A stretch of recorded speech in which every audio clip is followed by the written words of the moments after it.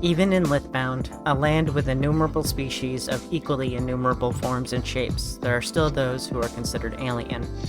Not just in appearance or form, but even their presence in this world is by alien means.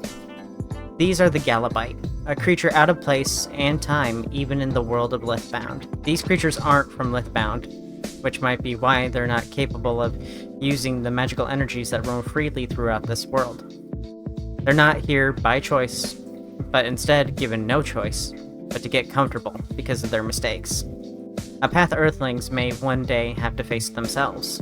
Galibytes, despite having magical chargers that can harness magic, are incapable of using magic themselves. To overcompensate for their magical shortcomings, they have become very adept at the sciences. All of them. A lot of sciences. Many sciences. The most sciences, one might say. The Galibyte homeworld is one nearing its end. A world dying to rot and entropy, and all at the hands of the people their world gave host to. They focus on advancements in technology, hoping that they would somehow find a way to reverse the damage that they did. But sometimes damage can't be undone. Sometimes it goes further than repair. The Galibyte inherited a dead world, and they weren't able to save it. Unable to save it, they did what they could, and that meant abandoning their homes for a new one. Lithbound. This time, in this new world, the Galibyte couldn't let it happen again, and they promised it wouldn't. Galibyte, like many of the species I've covered lately, is a species from a dead art game called Lithbound. Many of these species have been made open, so anyone can make one now, Galibyte included. But before you go jumping into that, let's discuss what a Galibyte actually is. Galibytes are a species that look something like a monkey made of goo, and unlike many of the species of Lithbound, they're incapable of using magic.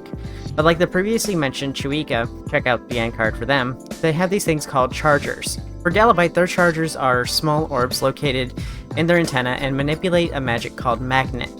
This would typically allow a Lithian to control this energy, but the low levels of magic within the Galibyte itself prevent them from manipulating it. Sometimes they'll have more than their standard 2 chargers, but those don't supply extra magical charge. The energy gathered by their chargers is sent to the larger charger called their core. This core is made of a metal-like material that's suspended in the slime that their body is made out of. As you might be able to guess, this magnet energy being supplied to the core is what is holding the body together and providing their shape. If for some reason the core would lose its magnet power, the body would fall apart. This goopy bod stands at about 4 feet to 4.5 feet, and it's made of a combination of organic material and synthetic, being mostly of an amalgamation of slime and fur. It's actually kind of horrifying if you think about it too much, so let's not think about it. Now, from here, there are some parallels with the water dog species that isn't a Lithbound thing, but rather than varying ratios of water and sand, we have varying levels of thick, viscous, goopy slimes and body hair. Gross. Typically when they grow, the face is the first to take place and to have hair present, but as they age, this hair may move elsewhere. And as we can see in this image, the hair can range from just a very small amount, just enough to cover the face, to encasing the whole goopy form and hair. The only thing that isn't covered in hair is the core and chargers, which must be exposed to fresh air. They kind of just look like they just rolled around on the barbershop floor. Their ears are pretty normal. They're rigid like my favorite primates, humans, but still very sensitive. Their tails are much better than human tails because y'all don't have them. But also because they're prehensile and capable of holding objects and helps with balance to prevent them from falling over. The only thing humans have to help them from falling over is toes and stuff like that. Y'all really fumbled that one. Y'all should have just... Why would you choose toes over having a tail? Tails are such a good look. I can't believe humans choose to evolve without them. Hell idea, honestly. I don't know why y'all thought that was such a good idea. But lastly is their limbs, which are equally linked to their legs, which lets them comfortably walk on all fours in addition to bipedal locomotion. Each hand has fingers and opposable thumbs. A banger idea, by the way. I love being able to use doorknobs and open jars. Big fan of having thumbs. Their hind legs can be digitigrade or plantigrade, and their feet have hand paws too. They love opposable thumbs so much that they just had to double up and put them on their feet too. But that's it for the anatomy, so let's run that down again. They have a core in their chest, 2 chargers in their antenna. Cores and chargers can be any shape, short snouts, chest made of slime, organic matter on the rest of the body, prehensile tail, thumbs, and a dew claw that can also grip. As extra suggestions, they recommend round cores and chargers, matte or furred organic matter so that they can have skin, jello-like body, objects suspended in slime, extra antenna, round ears, and flat nostrils. Now, for the babies. Baby Galibytes are born from a sort of special soup that has a magnetized core dropped in it.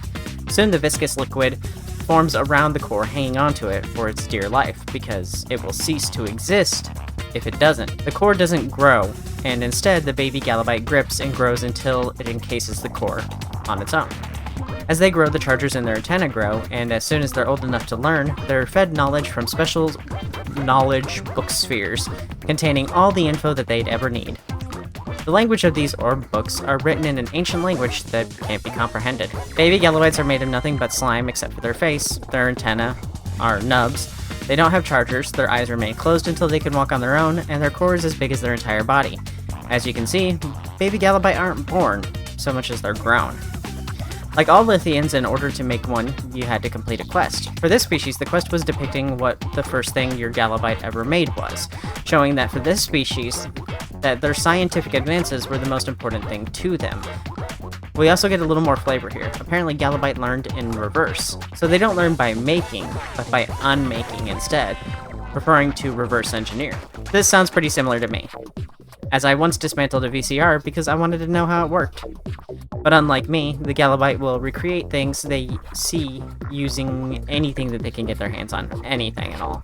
Even trying to mimic machinery with things you'd find in your pockets. Don't ask how they made a nuclear reactor with string, a paperclip, and a button. Anyway, even though their homeworld is long gone, the Galibyte are still very much here, roaming the world of Lithbound. Make sure to join me next time when I talk about the insect armorers, the Flight. But for now, we're done visiting, and that means it's time to thank the supporters on Patreon and the members on YouTube. If you join the Patreon, you get early access to my original species mega course, where I'll teach you about everything from design to community management, and if you join YouTube members, you get access to emotes that you can spam in the comments. Thanks for watching, and thanks to Quilla Raven, Blonde Fishy, Worm Syrup, Alexis C, Radiante, Rask, Verb, Beef, Bait, Sly, Colorado Blue, Vaderson, Linkies, Blackjack, and Malding Brick. Thanks again for watching, and bye.